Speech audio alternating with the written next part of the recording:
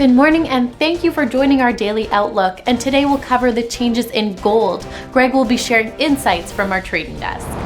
The price of gold has gained 1.2% in the last session. The stochastic RSI plunged into the neutral area.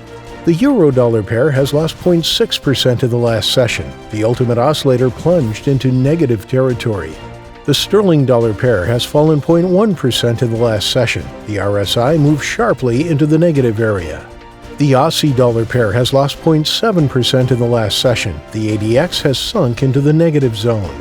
Thank you for your insightful trading ideas. Moving on to world headlines. President Donald Trump will take action shortly on Chinese software companies that are feeding data directly to the Beijing government.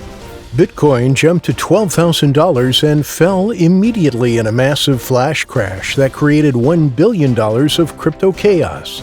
Billionaire Elon Musk's SpaceX is looking to raise new capital at a valuation of about $44 billion.